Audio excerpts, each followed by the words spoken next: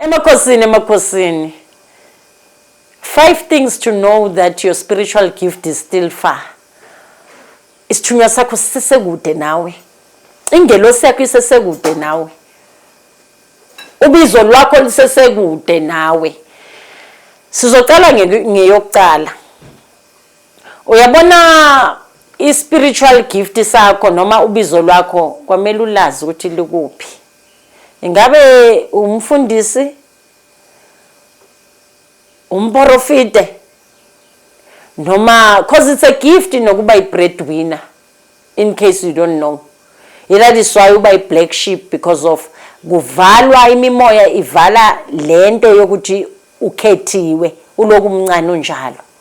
Sisuke lapho. Niwafuna apha ama-gift enu. Ubizo lweni nicela uncedo kuphi? Ask yourself that question. Because alikhona ukuhlaliseka. Kusho ukuthi awuxhumananga nayo. Ubizo lwakho. Kungani ungaxhumani nobizo lwakho? It's because of you are searching in wrong places to be helped ngobizo lwakho. Ubizo lwakho right now likufuna kuphi? Likufuna ukuthi uxhumane nomprofeti ubusy ngenyanga ezithwasisayo. Ubizo lwakho mhlawumbe likufuna enyangeni ezithwasisayo wena ukuphi? Ungapha kuba profit. How do you identify ukuthi lo bizo lwami uncedo lakho nalingakuphi? Uzobona ngendlela uphupha ngazo. Ingubo zikamoya, amanzi, ubunobani emanzini. Iphupho liyakutshela ukuthi uyohamba yiphi ijeni. So ibuyela kule ndaba yokuthi abantu bathembe umuthi kakhulu kanti bengafanelanga baqale ngawo. That's why into zawo namhlanje nobizo lwakho lisesekude kuwena. Ngibuyele khona abantu abafuna ubizo number 2 lo. Khona abantu abafuna ubizo kuphi einkonzweni. Babulewe labo bantu. Abantu besifazane nabesilisa. You want help from the church, but the church iya exploitana spiritually. You will find unobizo lesiprofeti esiphakamayo kakhulu siwiswe esontweni. Ngenxa yani ngizoyibhekisa kuba hulu noma sithi abakhulu einkonzweni. Labo baba banifakela imithi ukuthi kube ngathi banomoya onamandla kanti akusamandla. Imithi le abayisebenzisayo ukuthi basabeke, babuye bachite, umfazi nomfazi amncedayo ulala naye.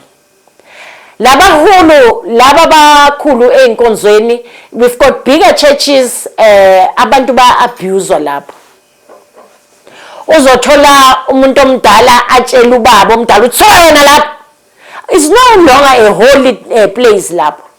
Iyakubonisa abobaba abadala abanentshebe baphatheka kabuhlungu yilaba abachuziwe ukuthi bona yibona abazolekelela esontweni to make things ukuthi zibe in order einkonzweni. Yibona ababulali bahulu abakhulu einkonzweni. Nisebenzisa into ezirong, nibulala ingelosi zabantu. So if ungena isonto and le nkonzo ingenayo, always ubuya umoya wakho phansi, ama-politics akhona wazi ukuthi you are in a wrong place. Isithunywa sakho sisesekude, your spiritual gift isesekude ukuthi hileke lapho.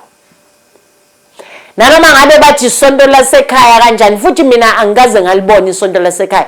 Remember, uzalwa yimpande ezimbili ezizoba extended ngani nogogo nomkhulu 4. And then now isonto lakuphi lakabo mama nalezi ezi3 impande yakhona zizofuneka. There's time to church, there's time to do your rituals, there's time to pray, there's time to pray in endlini, not in lesontweni. So every Sunday we are going to church njalo uphatheke kabi. That is number 2. Spiritual gift sakho sisesekude. Uma uyofuna uncedo, that is number 3. Uma uyofuna uncedo, la ufuna uncedo khona, you can see ukuthi into zami still izisamile, azambi kahle. Ubona kanjani umzimba wakho uhlezi ukhathele? umzimba wakho uhlezi ukhathele. Mina I'm worried ngabantu ngoba bafika bakhathele kuthina. And akekho umunye umuntu ozokuvusa ngaphandle kwakho.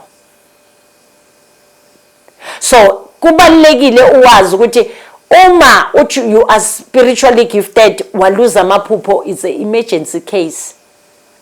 Lapho sowuvaliwe basically uvalwe yini imimoya. Not ukuthi kuvalwe ingelosi yakho kuvalwe isithunywa sakho ngizwe kahle. There's no one ongavala idlozi noma ithongo noma ingelosi kuwena. Ama-mercury, they are spirits. There's no human being engayenza. But la ungene khona wena uye wagqobisa wadlisa into ezi-wrong yasusa ini izithunywa zakho, yasusa your guides. Wena mawunokuya esontweni zasuka kuwe. That's why uphelela ukuthi manje wena ngabe uphana ngesporofit esontweni instead bapha wena bakubhayizise wes because of now into ezenzakalayo eziphiweni ubobi nje kuphela into engayisho. Ingabe uya ezigodlweni ezi right now for your spiritual help now. Kubuye futhi ke uma igift yakho isese far from you, remember igift i-shiftisa abantu bonke. Uyabona ngendlela mawuzalwa awazi umuntu uzalwa ufikele emhlabeni ureceive umama iyakususa completely igift. And once ulwa ukuthi abantu ba-shifte kuwena uncenga abantu ukuthi basondele kuwena i-relationship uyincenga ukuthi isondele kuwena wazi ukuthi usesekude ngoba uma so spiritually connected automatically kwamele kusuke kwasani. Even your parents, your siblings, abantwana ke you are glued to them, but kunalo moya wokuthula okuvala umlomo. Uma ukhuluma too much ulwa nabantu wenza konke, yes you must have the time where uyakhuluma. Ngikhulumiswa ukuthi ngiyafundisa manje. Kodwa in real life I look at things.